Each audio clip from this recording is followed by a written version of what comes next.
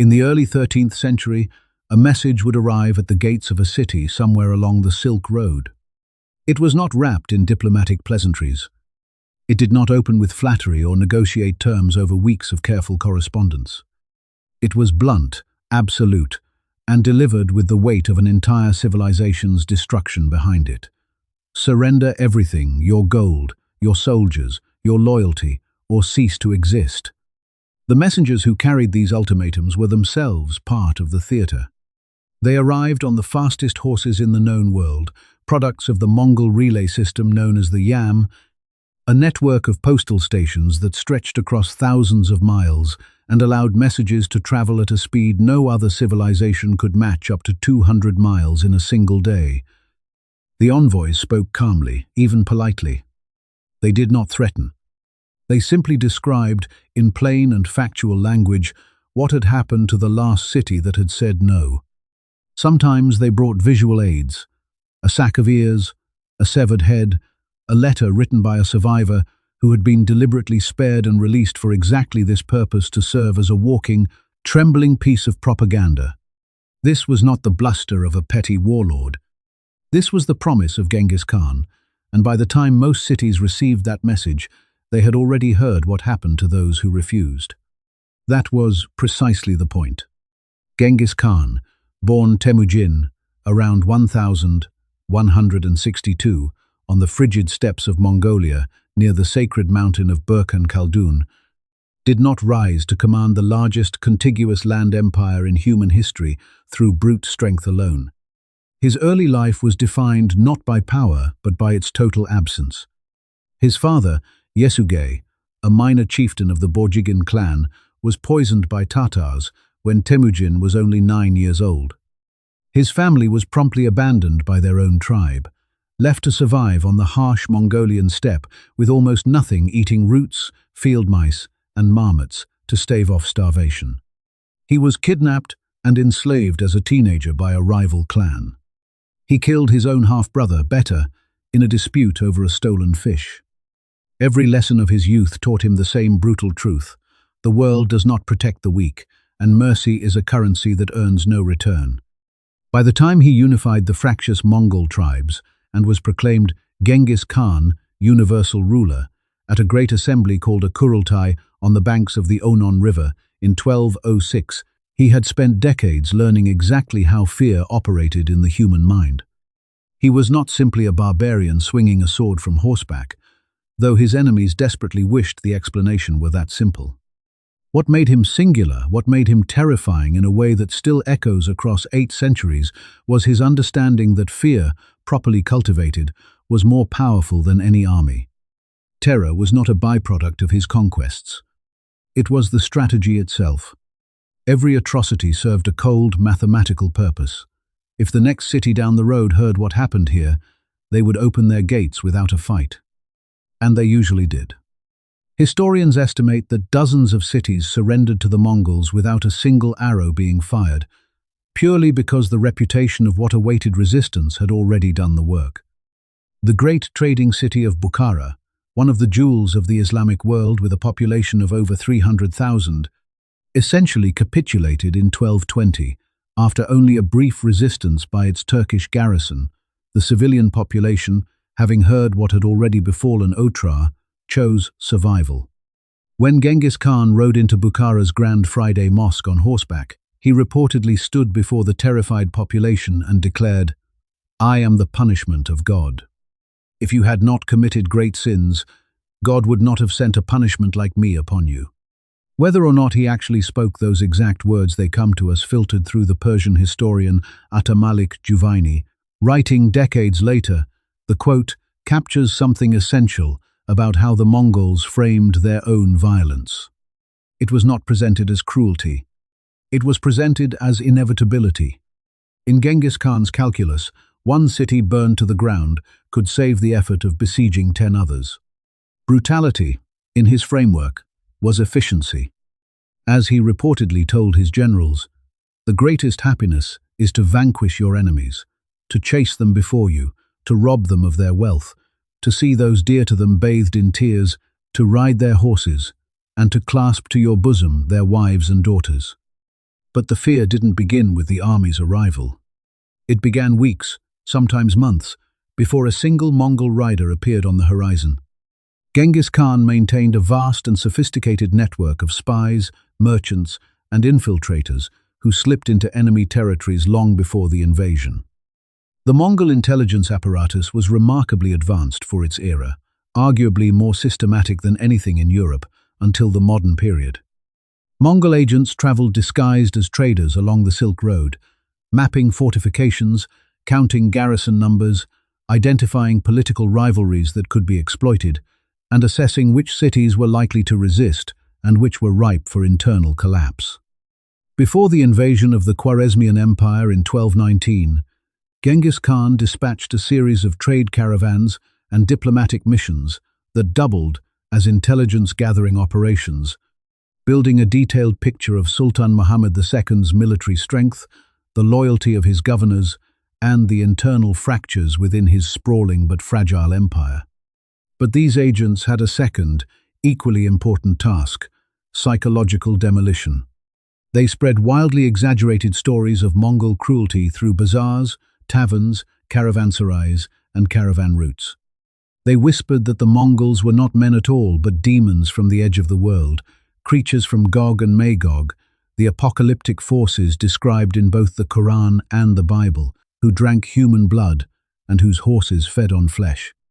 The 13th century English chronicler Matthew Paris, writing from the safety of St. Tender, Albans Abbey, thousands of miles away, recorded the panic that these rumors generated even in Europe. They are inhuman and beastly, rather monsters than men, thirsting for and drinking blood, tearing and devouring the flesh of dogs and men. By the time the actual army appeared, the defenders were already half defeated, their imaginations having done more damage than any siege engine could.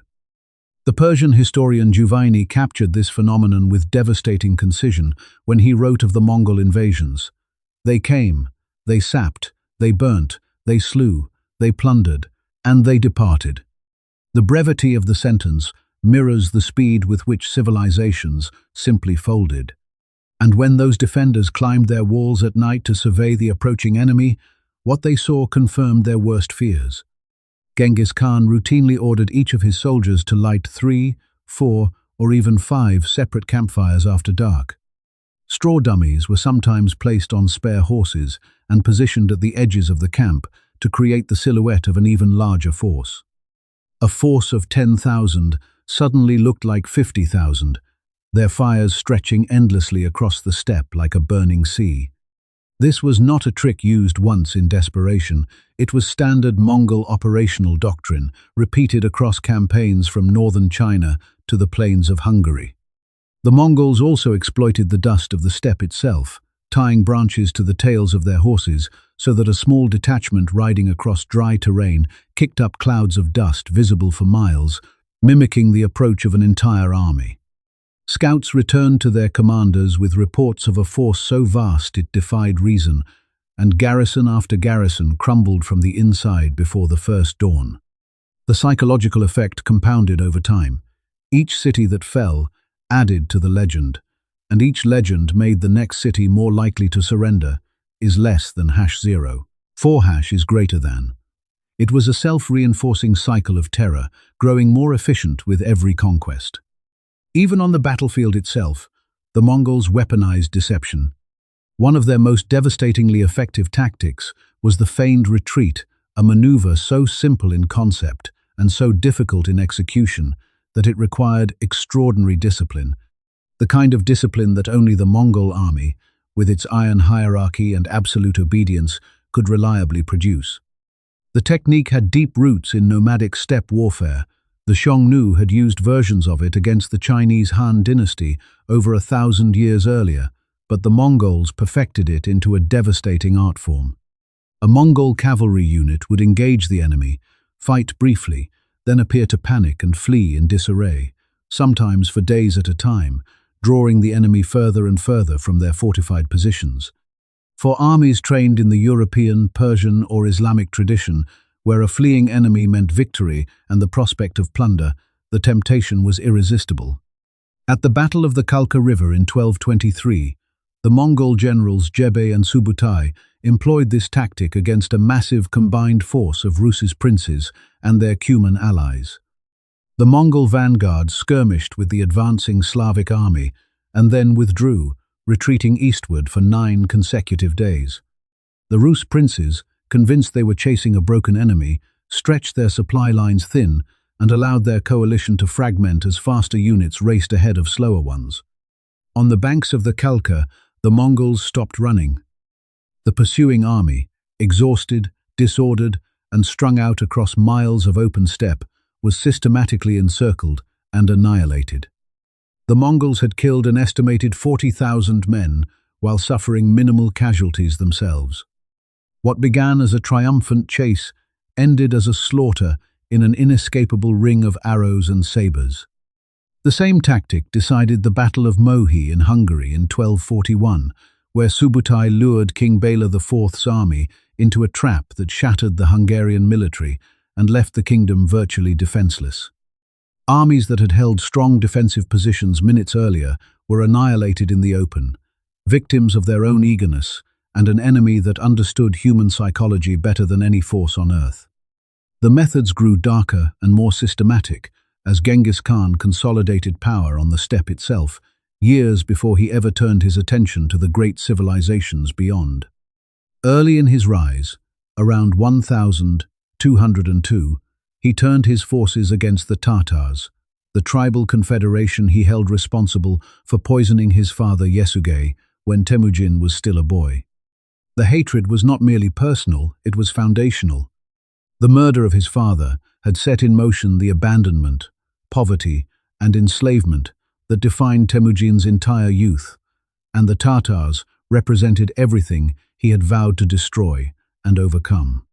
After defeating them in a decisive campaign fought across the eastern Mongolian steppe, he convened a council with his family members to decide the fate of the Tatar survivors.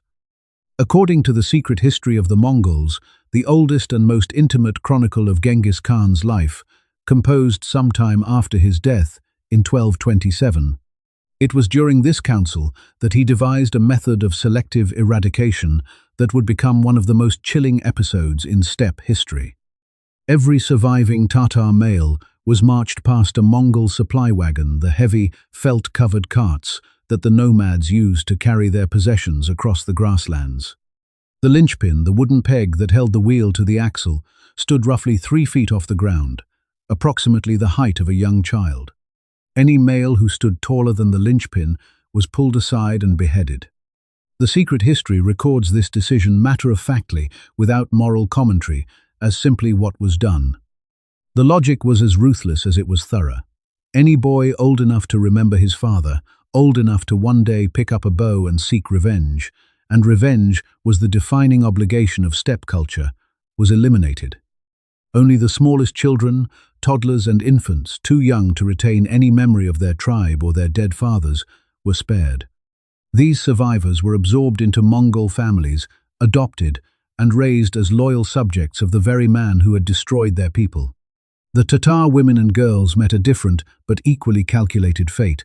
They were distributed as wives and concubines among Mongol soldiers, including Genghis Khan himself, who took the Tatar woman Yesui as one of his most favored wives. Her sister Yasugan also became his consort.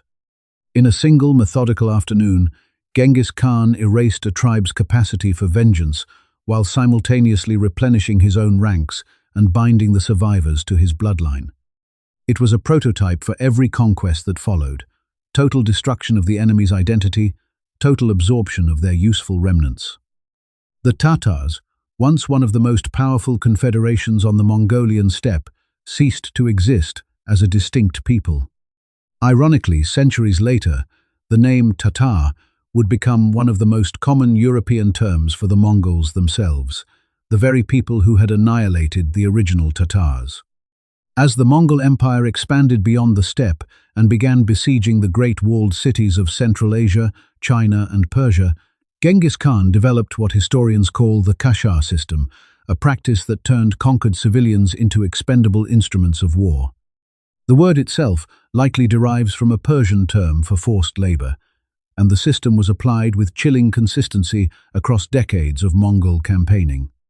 When the Mongol army approached a fortified city, they first swept through the surrounding countryside like a net, rounding up every peasant, farmer, herder, and villager they could find. These captives were not enslaved in the traditional sense. They were not intended to serve for years or to be sold at market. They were weaponized. During assaults on cities like Samarkand, Nishapur, Herat, and countless others, the Kashar captives were forced to march at the very front of the Mongol lines, directly into the arrows, crossbow bolts, boiling oil, and stones of the city's defenders. The Mongols dressed some of these captives in Mongol armor and gave them Mongol banners to carry, making them indistinguishable from actual soldiers at a distance. The soldiers on the walls faced an impossible moral crisis. To defend their city, they had to kill their own countrymen, their own neighbors and relatives, who stumbled forward with Mongol blades at their backs. At the siege of Samarkand in 1220, a city garrisoned by an estimated 60,000 Turkish soldiers, the Mongols reportedly drove tens of thousands of Kashar captives gathered from previously conquered towns ahead of their assault forces. The defenders' arrows cut down wave after wave of their own people, while the actual Mongol warriors waited patiently behind, conserving their strength. Those captives who survived the arrow fire were put to other uses. They hauled timber, stones, and earth to fill the defensive moats surrounding the city. They operated siege engines under Mongol supervision, catapults and battering rams that pounded the very walls behind which their families might have sheltered. They dug tunnels and sapping trenches under enemy fortifications, collapsing walls from below. And when the timber ran out, when there was nothing left to throw into the trenches, the captives themselves were forced into the ditches, their living and dead bodies forming a grotesque bridge over which the Mongol cavalry charged into the breach. The 13th century Persian chronicler Minhaj al-Siraj Juzjani recorded with horror that at certain sieges, the number of Kashar captives killed exceeded the population of the city being attacked. The system accomplished two things simultaneously. It preserved Mongol lives, which Genghis Khan valued highly, given his relatively small core population, and it shattered the morale of anyone watching from the walls. Once a city fell, once resistance had been offered, and the Mongol ultimatum rejected, the consequences were administered with an almost industrial precision that seems impossible for the medieval world. This was not the chaotic looting and killing that typically followed the storming of a city in medieval warfare, where individual soldiers ran wild for a few hours before order was restored. This was something altogether more methodical. Survivors were marched out of the ruined city onto the surrounding plains and organized into rows. They were then divided among the Mongol soldiers in neat allotments, as calmly as one might divide grain or livestock. Each warrior received a quota of people to personally execute, sometimes as many as 20, 30, or even 50 individuals per soldier, depending on the size of the conquered population. The killing was carried out with swords and axes, methodically, one by one. At the city of Merv in February 1221, then one of the largest cities in the entire world, a center of Islamic learning with libraries, mosques, and an estimated population of over 500,000, the Mongol commander Tolui, Genghis Khan's youngest son, ordered the complete evacuation of the city after its surrender. The population was led onto the plain, divided among the troops, and the systematic execution began. The Persian historian Juvayni, whose own grandfather had served the Mongol administration and who traveled through these devastated lands, recorded that each Mongol soldier was assigned approximately 300 to 400 civilians to kill. Even accounting for the exaggeration that inevitably inflated medieval casualty figures, the scale was staggering. Juvayni claimed that over 700,000 people perished at Merv, while other sources pushed the figure past 1 million. Modern historians debate the exact numbers. Some argue the city's population was smaller than reported, others that refugees from surrounding areas had swollen it. But no one disputes the fundamental reality. Merv was effectively emptied of human life. To ensure no soldier shirked his duty, commanders implemented a grim accounting system. Every soldier was required to sever the right ear of each person he killed and deliver the ears to his superior. The ears were collected in enormous sacks and counted. If a soldier's ear count fell short of his quota, he answered for it. Days after the main massacre, Mongol detachments returned to the ruins to hunt down anyone who had hidden in cellars, wells, or among the dead bodies. Juvayni noted that survivors who had escaped the initial killing by hiding beneath corpses emerged after the Mongol departure, only to be caught by these follow-up sweeps. This was not chaotic violence. It was organized extermination, tracked and verified like a bureaucratic operation, and it was repeated at city after city across the Khwarazmian Empire, at Balkh, at Bamiyan, at Herat, at Nishapur, each time with the same terrible procedural efficiency. For those of noble or royal blood, however, death took a different and arguably more disturbing form. The Mongols held a deep spiritual belief, rooted in their shamanistic traditions and their reverence for the eternal blue sky, the sky god Tengri, the supreme deity of the Mongol spiritual world, that spilling royal blood onto the earth was a profound taboo. Royal blood was considered sacred, not because the Mongols respected their enemies' royalty, but because they believed such blood carried a dangerous spiritual potency. To let it touch the ground would pollute the earth and potentially bring divine retribution, droughts, plagues, military defeats upon the Mongols themselves. So they devised methods of execution that killed without drawing a single drop, methods that strike the modern reader as more horrifying, precisely because of the inventiveness required to work within this bizarre theological constraint. When the Mongol generals Jebe and Subutai defeated the coalition of Rus princes and their Cuman allies at the Battle of the Kalka River in 1223, a battle that announced the Mongol presence to a stunned and uncomprehending Europe, they captured several Russian princes, including Mstislav III of Kiev, one of the most powerful rulers in the Slavic world. What followed became one of the most infamous episodes in Russian medieval history. The Mongol commanders had the captured princes bound and laid flat on the ground. Heavy wooden planks were placed across their bodies.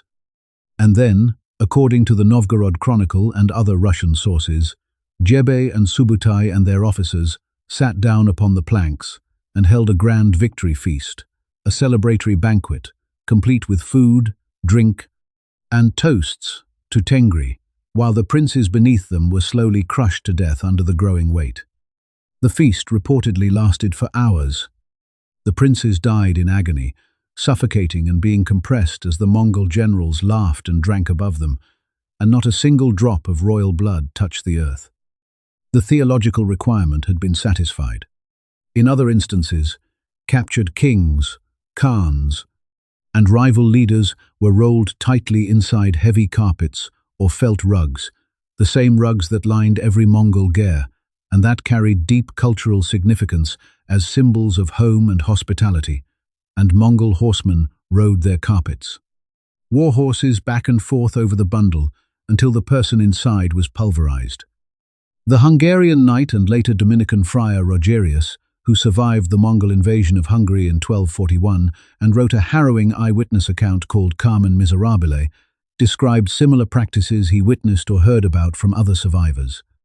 When Genghis Khan's childhood blood brother and eventual greatest rival Jamukha was finally captured around 1206, after years of intermittent warfare, the secret history of the Mongols records a remarkable and emotionally complex scene. Jamukha had been Temujin's under, his sworn blood brother, since they were 11 years old. They had exchanged gifts, slept under the same blanket, and pledged eternal loyalty to one another in a ceremony that, in Mongol culture, was considered as binding as biological kinship. Their falling out and subsequent decades of rivalry had been the defining conflict of the unification of Mongolia. Now, with Jamukha delivered to him by traitors within Jamukha's own camp, Genghis Khan first had the traitors executed, declaring that men who betrayed their own lord could never be trusted, and then, according to multiple accounts, offered Jamukha the chance to renew their brotherhood. Jamukha refused, reportedly saying, "There can be only one sun in the sky." He asked instead for a noble death, a death without blood.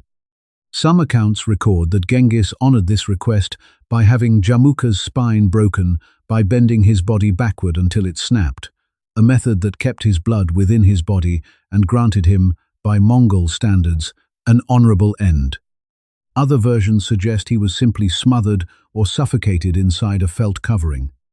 Either way, the execution of Jamuka was reportedly one of the few moments in Genghis Khan's life that provoked visible grief, a rare flicker of human emotion in a man who had learned, through decades of betrayal and loss, to make ruthlessness his religion. Genghis Khan also understood the power of poetic punishment, of making the method of death mirror the crime with a symbolic precision that transformed execution into parable. This was not mindless cruelty. It was narrative cruelty, designed to be retold, to circulate along trade routes and through court gossip, to teach a lesson that would outlive the victim. When the Khwarazmian governor Inalchuk, stationed in the border city of Otrar along the Sir Darya River, seized a Mongol trade caravan of some 450 merchants in 1218, accused them of being spies, and had them executed, reportedly confiscating their goods, which included gold, silver, Chinese silk, and other luxury items worth a fortune, he set in motion one of the most consequential acts of miscalculation in human history. Genghis Khan, who had genuinely sought a trade relationship with the Khwarazmian Empire and had sent the caravan as a gesture of commercial goodwill, first responded with restraint. He dispatched a diplomatic envoy of 3 ambassadors to Sultan Muhammad II Shah to demand justice and reparations for the murdered merchants. The Sultan, in an act of astonishing arrogance, had one of the ambassadors killed and the other 2 sent back, with their beards shaved off, a profound insult in Mongol culture, where facial hair carried deep significance. It was this second provocation, according to the Persian historian Rashid al-Din, that finally unleashed the full fury of the Mongol war machine. Genghis Khan reportedly retreated alone to a mountaintop, removed his hat, a gesture of humility before Tengri, and prayed for 3 days and nights, asking the sky god for strength and justice in the coming war. When he descended, the decision was irrevocable. He gathered an army of between 100,000 and 200,000 soldiers, the largest Mongol force ever assembled, and invaded the Khwarazmian Empire in the autumn of 1219. When Otrar finally fell after a grueling 5-month siege in early 1220, Inalchuk himself held out in the citadel with a small garrison of extraordinary stubbornness, reportedly hurling roof tiles at the Mongol attackers. When his arrows ran out, the governor was brought before the Mongol commanders.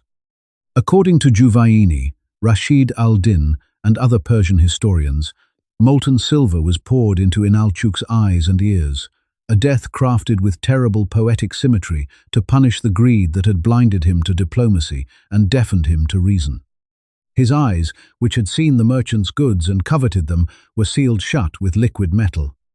His ears, which had heard Genghis Khan's demand for justice and ignored it, were filled with the very substance he had stolen for. The story traveled faster than any army could march.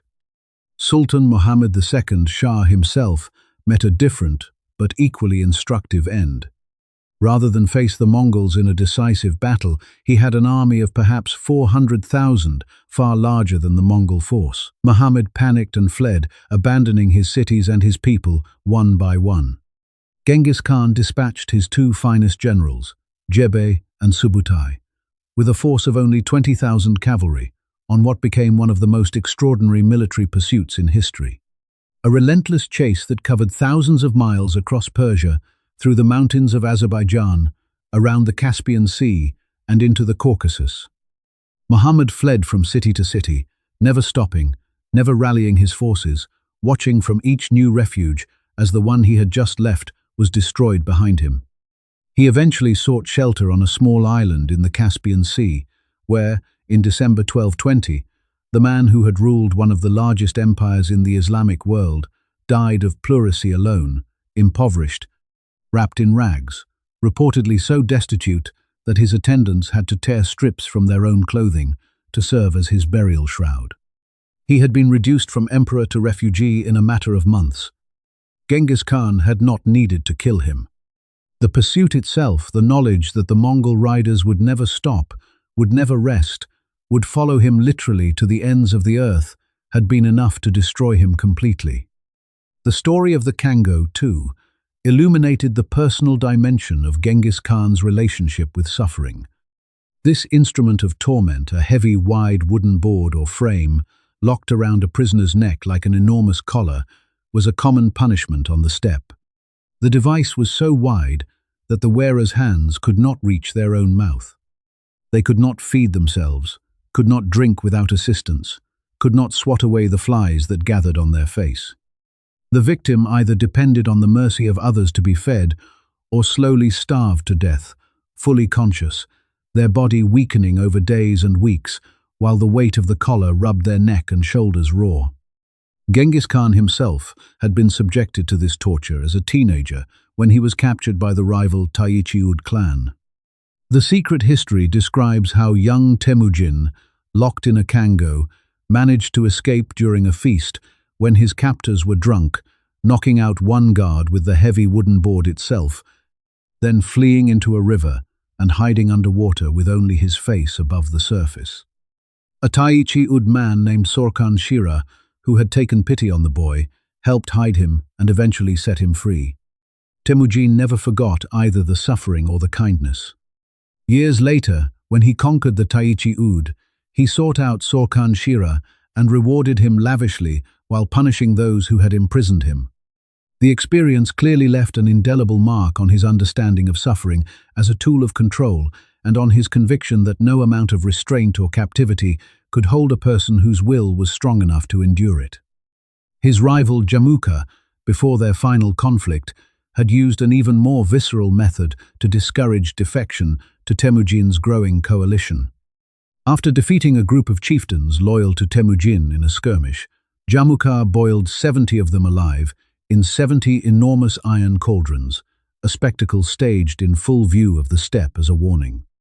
According to some versions in the secret history, he also decapitated a chieftain named Chakhurgan, tied his severed head to the tail of his horse, and rode through the camps, dragging it behind him. The display was designed to terrify the entire steppe into obedience, to demonstrate that the cost of siding with Temujin was unthinkable. The irony, and Genghis Khan seems to have understood this intuitively, is that Jamuka's gratuitous cruelty ultimately backfired. It drove more tribes toward Temujin, not away from him. Genghis Khan was brutal, but he was also predictable. He rewarded loyalty absolutely, and punished betrayal absolutely.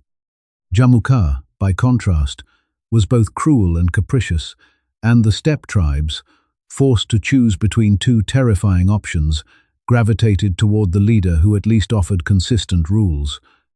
It was perhaps Genghis Khan's most profound insight into the psychology of terror. Fear is only useful if it is rational, if people can clearly understand what behavior will trigger it and what behavior will avoid it. Random cruelty breeds chaos. Systematic cruelty builds empires. The most extreme expressions of Mongol wrath were reserved for cities that defied the empire in ways that felt personal, that killed Mongol envoys, that violated surrender agreements, or, worst of all, that harmed members of the royal family.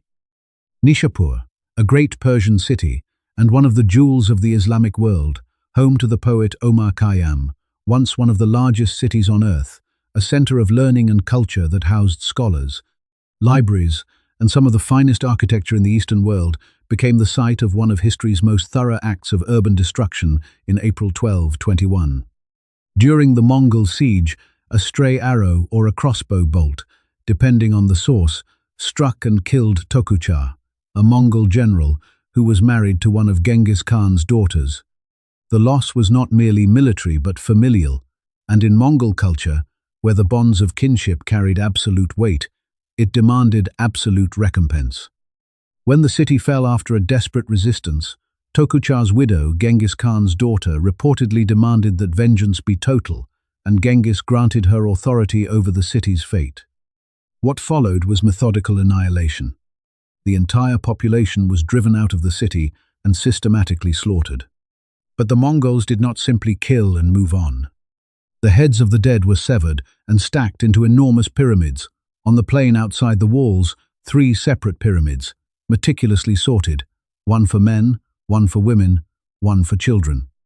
Even the dogs and cats within the city were hunted down and killed, so that, in the words of the chroniclers, no living thing remained within Nishapur's walls. Soldiers were sent back into the ruins days later to find and kill anyone who might have hidden among the corpses and emerged after the army's departure. The city that had produced some of Persian civilization's greatest intellectual achievements was reduced to silent, geometrically arranged towers of human skulls gleaming in the Central Asian sun. The pyramids were left standing as a monument not to the dead, but to the consequences of defiance. The fate of the city of Bamiyan, nestled in the mountains of what is now Afghanistan, followed a similar logic of personal vengeance, but went even further in its attempt at total erasure. During the siege in 1221, a stray arrow killed Genghis Khan's favorite grandson, Mutu Khan, the son of his second son, Chagatai. The death of the young prince reportedly enraged Genghis Khan so profoundly that he led the final assault himself, charging toward the walls without his helmet in a display of grief-fueled fury. When Bamiyan fell, Genghis Khan ordered that no plunder be taken, no prisoners kept, no living creature spared. The city was to be destroyed so completely that it would serve as an eternal warning. Every man, woman, child, and animal was killed. Every building was demolished. The city was given a new name, Shari Golgola, the City of Screams. To this day, the ruins of Bamiyan carry that name in local memory, 800 years after the event that earned it. The nearby city of Urgench, which had resisted with extraordinary stubbornness, the siege lasted months and cost the Mongols more casualties than almost any other battle, due to the city's muddy terrain that neutralized the cavalry and its dense urban layout that forced brutal house-to-house fighting, met an even more permanent fate. After finally conquering it at enormous cost, the Mongols destroyed a dam on the Amu Darya River and diverted the waters directly into the city's ruins. Urgench was not merely defeated, it was literally erased, drowned beneath a redirected river, its location wiped from the landscape as if it had never existed. When the waters eventually receded, the city was a mud flat. A new Urgench was eventually built, but miles away from the original site, which lay buried and silent. The old Urgench simply ceased to be part of the physical world, removed from the map with the same calculated finality that Genghis Khan applied to everything. But perhaps the most far-reaching and insidious of all Mongol methods was the deliberate destruction of the systems that sustained life itself, not just killing the people, but killing the land's ability to support people ever again.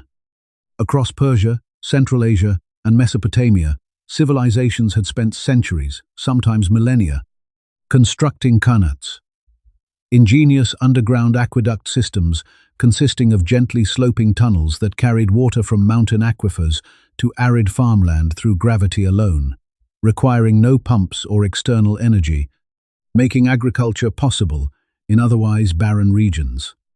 These khanats were engineering marvels, some stretching for miles underground, maintained by generations of specialized laborers who climbed down vertical shafts to clear debris and repair the tunnels. A single khanat could sustain an entire agricultural district. A network of khanats could sustain a civilization. The Mongols systematically demolished them. They collapsed the tunnels, destroyed the vertical access shafts, and killed or scattered the specialized workers who knew how to maintain and repair them. Knowledge that was passed orally from father to son, once lost, could not easily be recovered. The immediate effect was famine on a massive scale. Without irrigation, crops failed within a single season. The long-term effect was desertification. Entire regions of the Iranian Plateau and Central Asia that had been green, productive agricultural land for centuries, land that had supported the great cities of Khorasan, Merv, Nishapur, Balkh, Herat, reverted to barren, arid wasteland. Some of these areas never recovered. Historians of environmental history have argued that the ecological devastation wrought by the Mongol invasions in Persia was so severe that it permanently altered the landscape of Central Asia, contributing to the arid conditions that persist in parts of Iran and Turkmenistan to this day. The population of the Iranian plateau, estimated at approximately 2.5 million before the Mongol invasion, may not have returned to its pre-invasion level for nearly 800 years. This was not collateral damage. It was a deliberate strategy to ensure that conquered populations could never regenerate enough agricultural surplus, enough food, enough wealth, enough people to organize a rebellion. By destroying the infrastructure of survival itself, Genghis Khan waged war not just against people, but against the future, against the very possibility of recovery. And then there was the final, most ghastly innovation in the Mongol arsenal of terror: biological warfare, in its earliest and most primitive form. When a siege dragged on and the walls would not fall, when a city's fortifications were too strong, its garrison too determined, its supplies too deep, the Mongols loaded their trebuchets with a different kind of ammunition.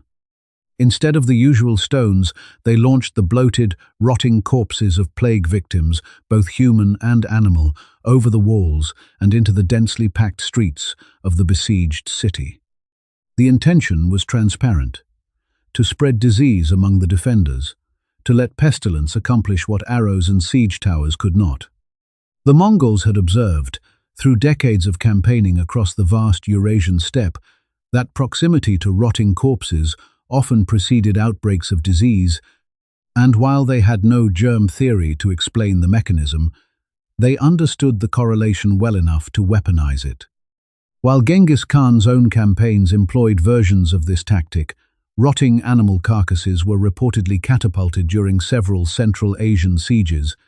It reached its most historically consequential use under his descendants at the Siege of Kaffa in Crimea in 1346, over a century after the Great Khan's death. There, Mongol forces under the command of Janibeg, Khan of the Golden Horde, besieged the Genoese trading colony of Kaffa, a vital node in the Italian maritime trading network on the Black Sea coast. When plague broke out within the Mongol besieging army itself, the disease had been sweeping across Central Asia along the very trade routes the Mongols had established. Janibeg ordered the infected corpses catapulted over the city walls. The Genoese, trapped inside with the rotting dead, were soon ravaged by the disease. When the siege was eventually lifted, Genoese merchants fled Kaffa aboard their trading galleys, carrying the plague with them to Constantinople, to Sicily, to Genoa, to Venice, and from there across the entirety of Europe.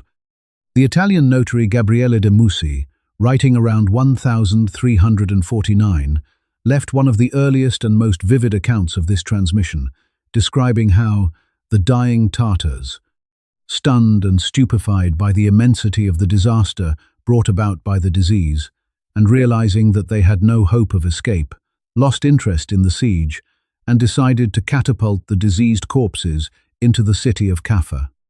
Many historians consider this event one of the key vectors, though not the only one, in the transmission of the Black Death to Europe. The pandemic that would go on to kill an estimated 25 million people, roughly one-third of Europe's entire population, between 1347 and 1353. The Mongol Empire, through a weapon improvised during a regional siege by a descendant Khan, may have inadvertently triggered the deadliest catastrophe in European history.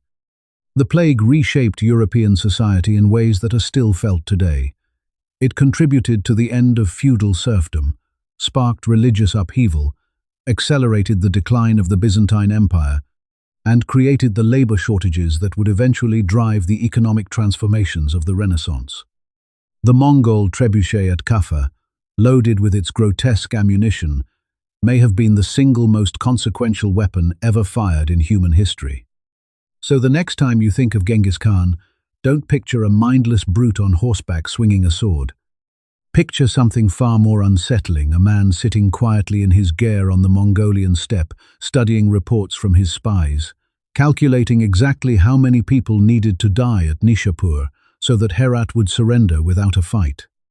The Persian historian Juvayni, who walked through the ruins of cities that Genghis Khan had emptied of life, wrote something that has echoed across 8 centuries and still captures the horror better than anything before or since. Even Antichrist would spare his own followers. But the Mongols spared no one. And that, perhaps, is the final lesson. Genghis Khan didn't just conquer the world. He made the world so terrified of him that much of it conquered itself. Thanks for watching, and sleep well tonight.